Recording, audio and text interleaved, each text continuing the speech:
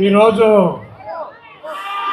ఈ రాజమహేంద్రవరం పట్టణంలో ఇంత పెద్ద ఎత్తున వైఎస్ఆర్ కాంగ్రెస్ పార్టీ సమావేశం ఏర్పాటు చేసి సభాధ్యక్షులుగా ఉన్నటువంటి రాజమండ్రి పార్లమెంటు సభ్యులు మార్గాని భర్త గారికి, అదేవిధంగా ఈ సభావేదిక మీద ఆశీనులైనటువంటి ఇతర పెద్దలకి, ఇక్కడ విచ్చేసినటువంటి వైఎస్ఆర్ కాంగ్రెస్ పార్టీ కుటుంబ సభ్యులకి, మహిళా తల్లులకి, పాత్రికేయ మిత్రులకి అందరికీ ముందుగా హృదయపూర్వక నమస్కారాలు. ఈ రాజమండ్రి దాదాపు ప్రతి 2 నెలలకి 3 నెలలకి పాత హైవే ఈ రోడ్డు ఉండేది, మెయిన్ రోడ్డు లాలాచేరు వెళ్ళేటువంటి కొవ్వూరు మీదగా కాకుండా ఇటు తాడేపల్లిగూడి మీద తణుకు మీదకి వచ్చేటువంటి రోడ్డు. నేను వైజాగ్ రెగ్యులర్గా తిరగటం, రాజమండ్రి లాగటం నాకు దాదాపు 40 సంవత్సరాల నుంచి ఈ రాజమండ్రి పట్టణం తెలుసు. కనీ విని ఎరగనటువంటి డెవలప్మెంట్ ఈ 5 సంవత్సరాల్లో రాజమండ్రి పట్టణం కనపడుతుంది.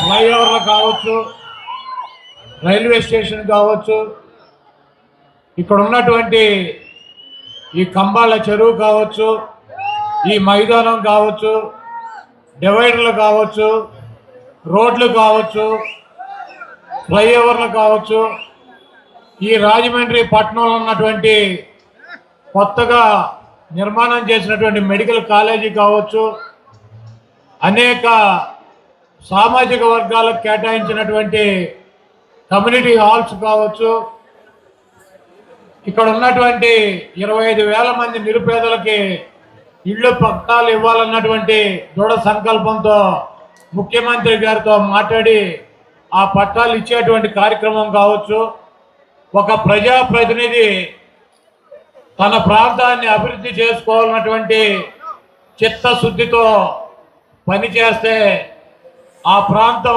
ఏ రకంగా అభివృద్ధి చెందుతుందో మన ఎంపీ మార్గాన్ని భర్తను చూస్తే, ఈ రాజమండ్రిని చూస్తే అర్థమవుతుంది. తప్పకుండా శాసనసభ్యుడిగా పోటీ చేయి భరత్, నువ్వు గెలుస్తావు. తప్పకుండా మన ప్రభుత్వం వస్తుంది. ఆ రాజమండ్రి ప్రాంతాన్ని వైఎస్ఆర్ కంచుకోటగా తీర్చిదిద్దాల్సినటువంటి బాధ్యత మీ మీద ఉందని చెప్పి ముఖ్యమంత్రి జగన్మోహన్ రెడ్డి గారు భరత్ను రాజమండ్రి సిటీకి శాసనసభ్యుడిగా పంపించడం జరిగింది. ఈరోజు జగన్మోహన్ రెడ్డి గారి గురించి, లేకపోతే మా గురించి, లేకపోతే ఇక్కడ ఉన్నటువంటి భర్త గురించి అనేక కథనాలు జగన్మోహన్ రెడ్డి గారు చెబుతూ ఉంటాడు. మనం ఒకరితో కాదు ఫైట్ చేసేది, చంద్రబాబుతో అని. అది వాస్తవం. చంద్రబాబు కనుక ఒక్కడే వస్తే జగన్మోహన్ రెడ్డి గారు ఫుట్బాల్లాగా ఒక తన్ను తంతే ఒక 20 సంవత్సరాలు కనపడ్డి రాష్ట్రంలో.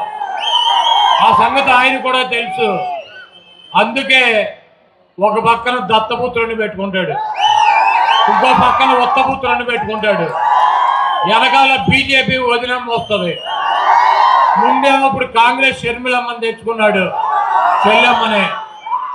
వీళ్ళందరూ కాక మళ్ళీ ఈనాడు రామోజీరావు ఒకడు, ఆంధ్రజ్యోతి రాధాకృష్ణ, TV5 బిఆర్ నాయుడు, ఆ మహా టీవీలో పౌడర్ డబ్బా ఒకడు.